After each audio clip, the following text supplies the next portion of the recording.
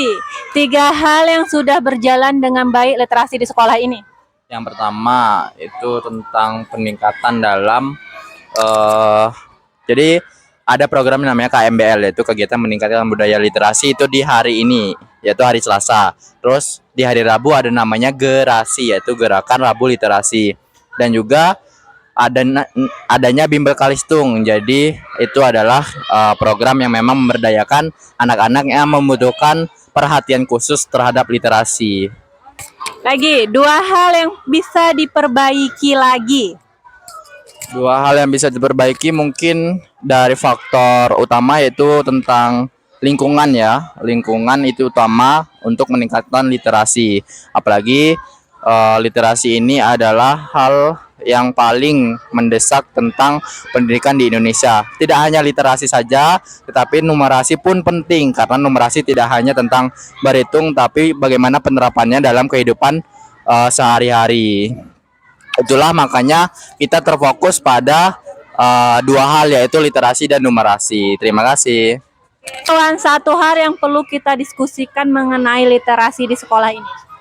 Satu hal menurut Awan adalah bagaimana kita sebagai seorang tenaga pendidik, terutama calon guru, yaitu mengupayakan bahwa literasi mengandung tentang tidak hanya membaca saja, tetapi bagaimana cara dia menerapkannya dan mengimplementasikannya. Itulah hal utama yang akan didiskusikan kita sebagai tenaga pendidik. Harus yang utama adalah tentang literasi di sekolah. Assalamualaikum warahmatullahi wabarakatuh. Bertemu lagi dengan kami mahasiswa PPG calon guru. Salam PPG.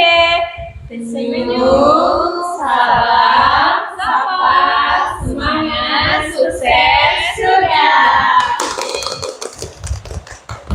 Baik, hari ini kami akan membahas mengenai implementasi desain perancangan pembelajaran. Hari ini kami dibersamai oleh guru pamong kami, bersama kakak Gesi, Priska, Octavia.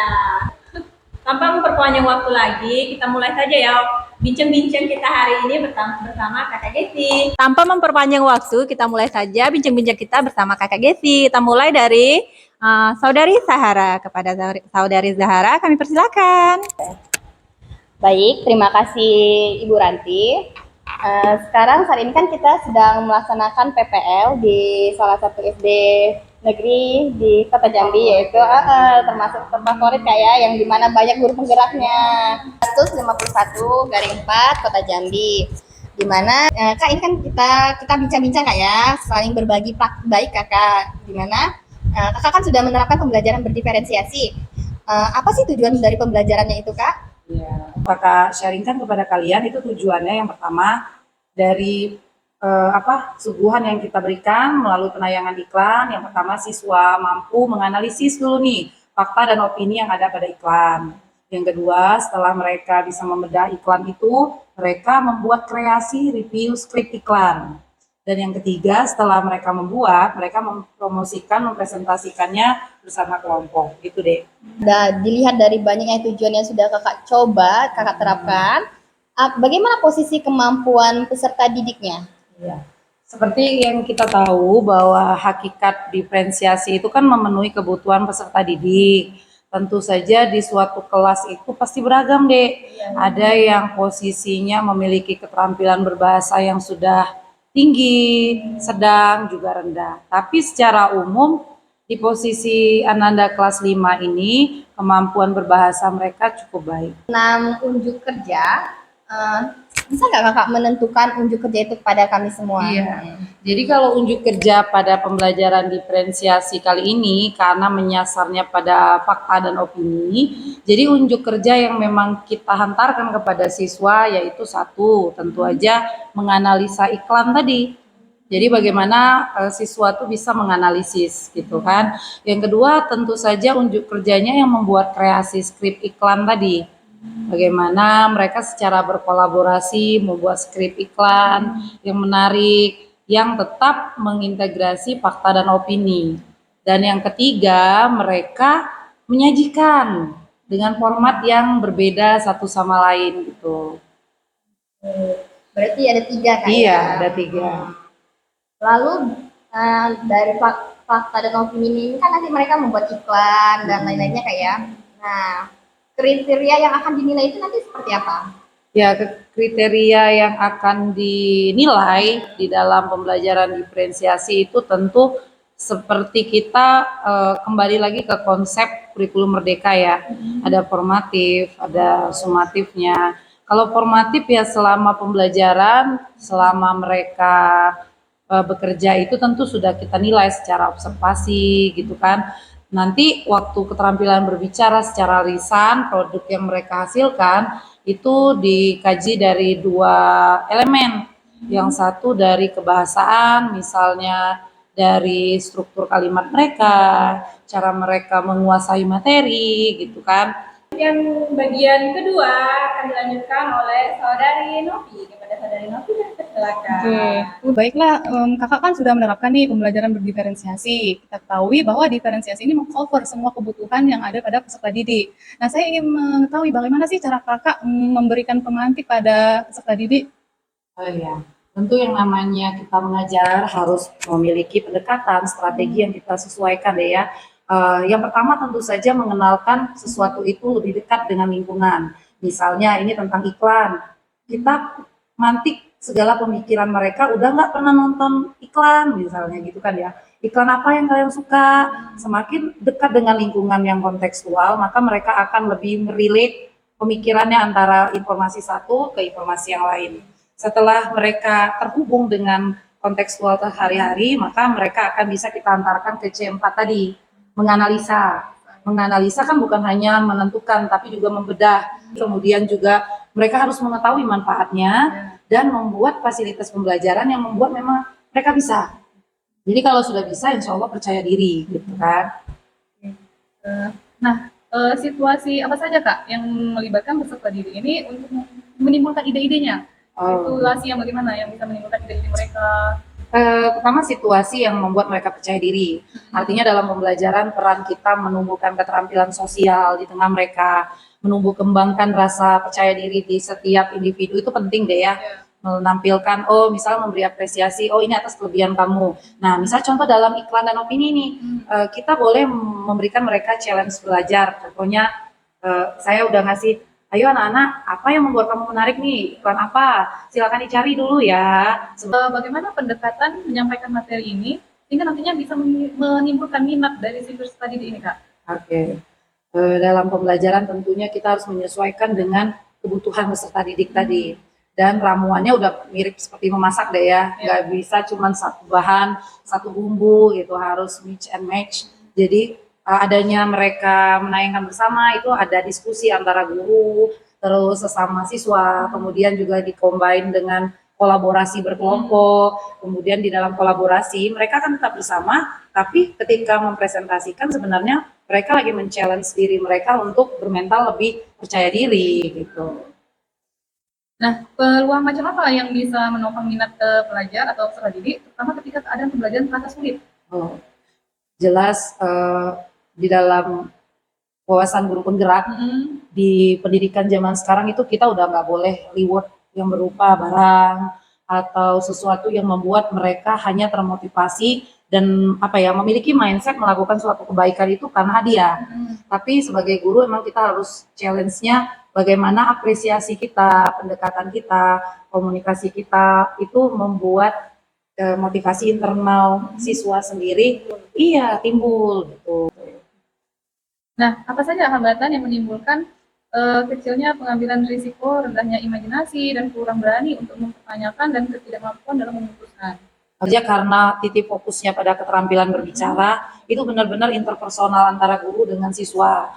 Gimana ada yang kemampuannya tuh tinggi gitu dalam satu kelompok, ada yang sedang rendah, yang rendah mungkin terlihat malu, minder, dengan suaranya yang kecil, itu guru harus memang benar-benar terus melatih. Terima kasih kepada moderator yang telah memberikan saya kesempatan untuk mewawancarai guru hebat ini.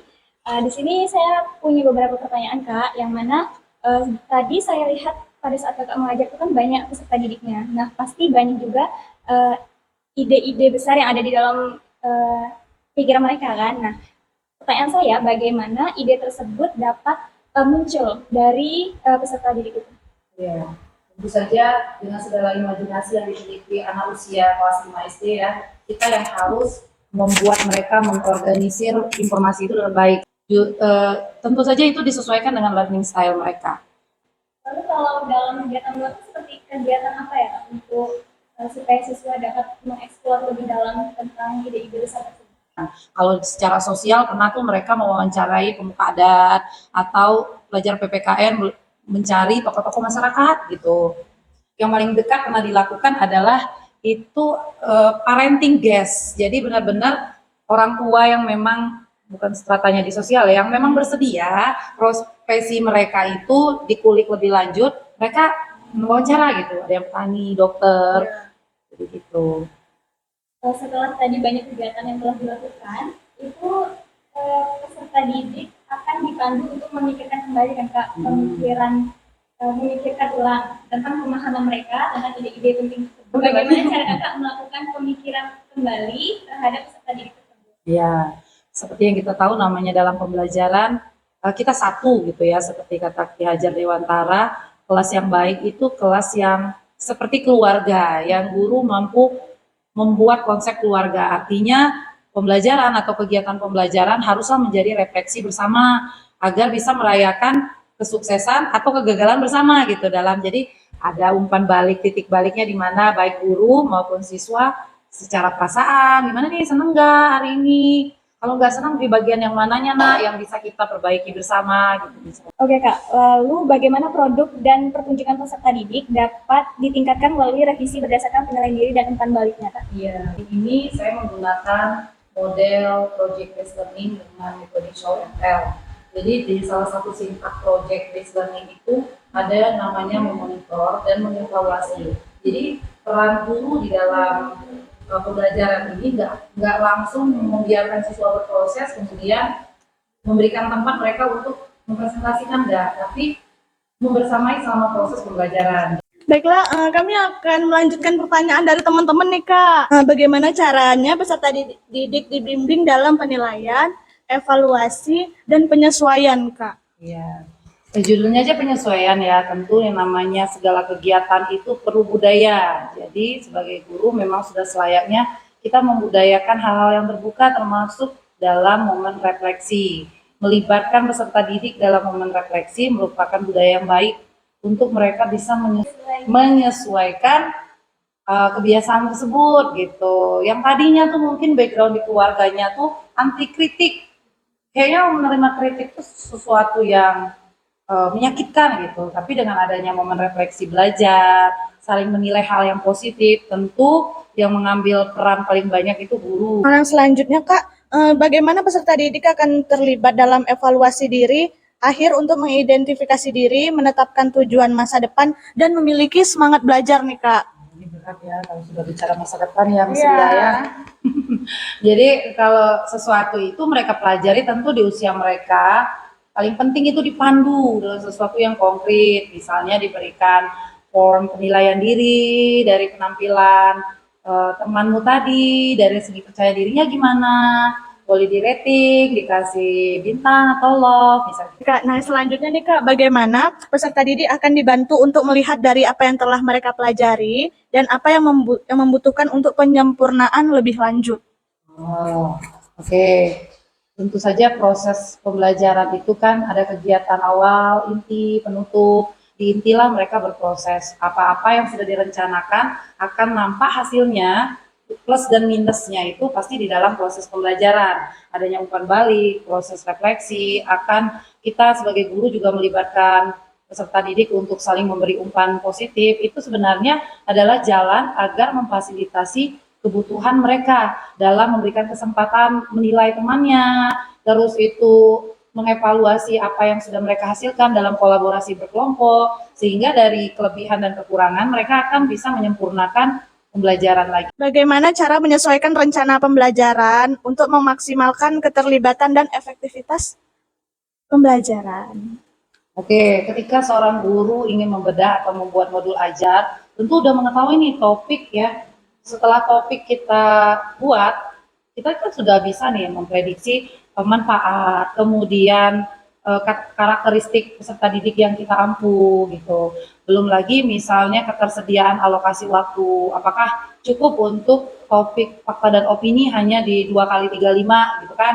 Apa strategi yang memungkinkan pembelajaran itu bisa efektif dan efisien tercapai di satu waktu. Kali ini saya akan bertanya mengenai pengalaman kakak. Nah, pengalaman belajar apa yang paling baik sehingga dapat mengembangkan dan memperdalam pemahaman peserta didik tersebut? Oke. Oke, pembelajaran yang terbaik tentunya bagaimana pembelajaran itu tuntas. Tuntas dalam artian anak benar-benar mendapatkan apa yang sesuai memang kompetensi inginkan.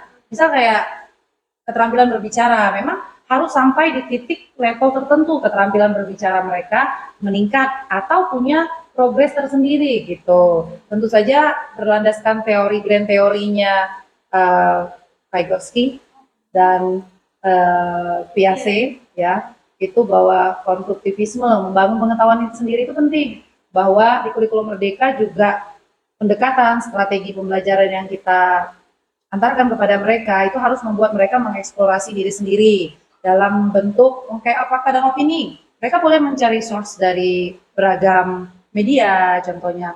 Kemudian juga mereka men-trigger diri mereka, gimana ya aku bisa nggak bikin skrip iklan sendiri. Ini masalah besar selanjutnya. Bagaimana meminimalkan kemungkinan peserta didik tersebut mengalami kesalahpahaman atau miskonsepsi gitu. Yang pertama tentang konsepsi dulu.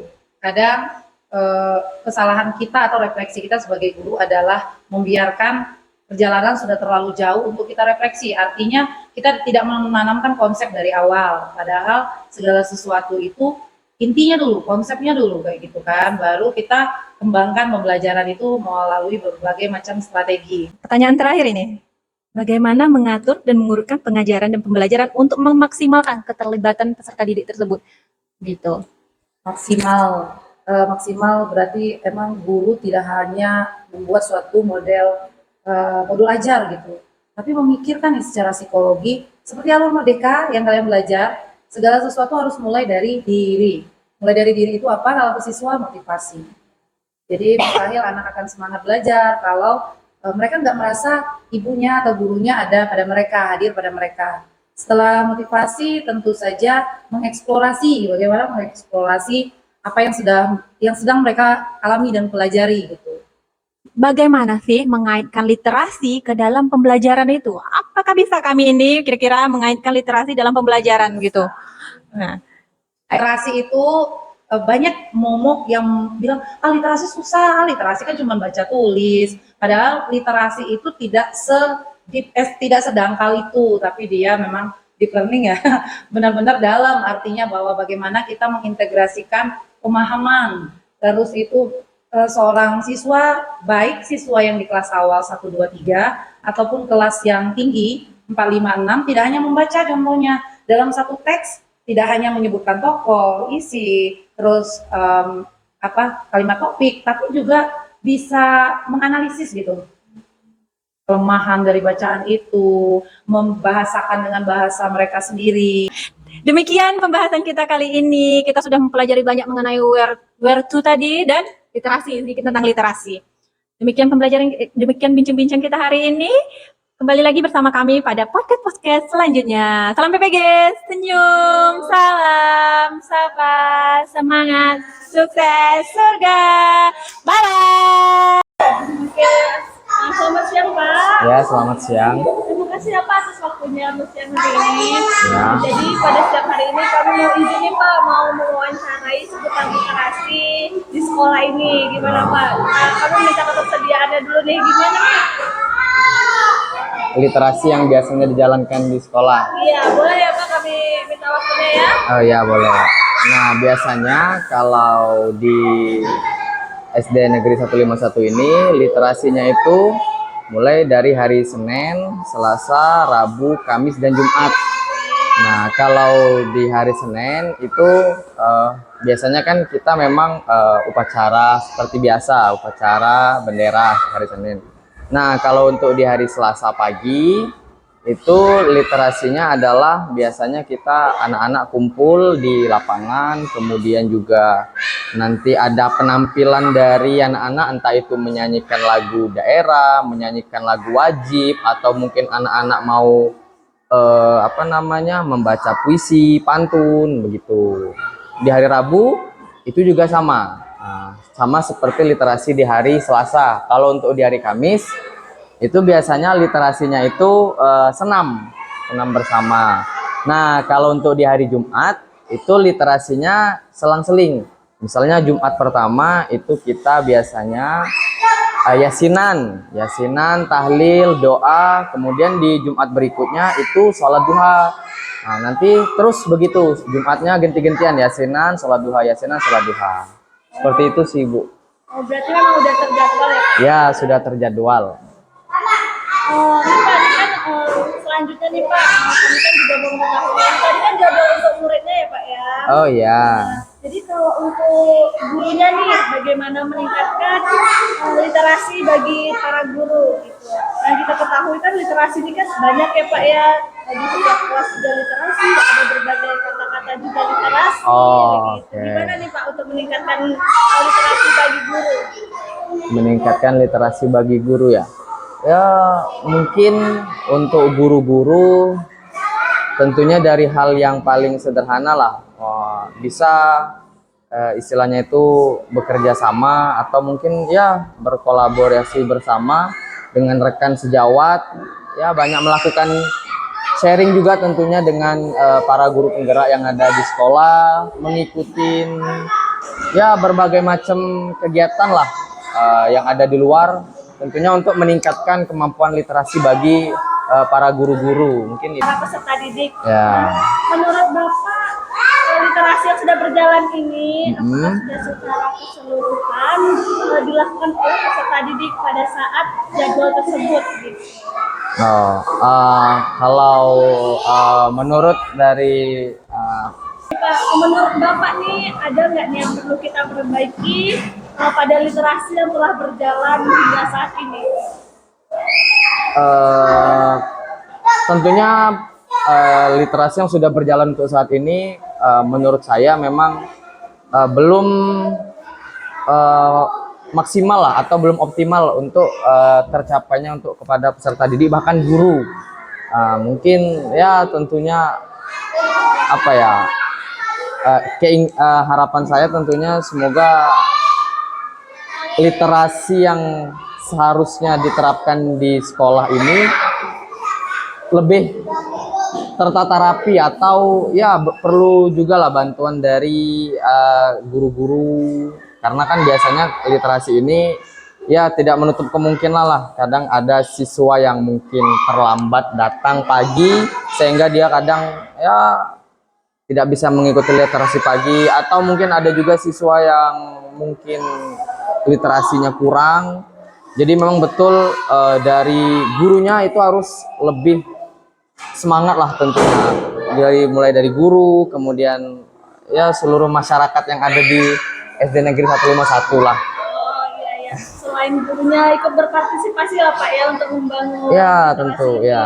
Tentunya juga mungkin peran orang tua bisa membantu. Wah ya, saya lupa peran orang tua juga sangat penting. Perlu adanya ya komunikasi juga lah untuk para guru dengan orang tua karena kalau cuma mengandalkan di sekolah itu agak sulit tapi memang harus ada komunikasi juga dengan orang tua agar literasi anak tetap terjaga lah di sekolah maupun di rumah.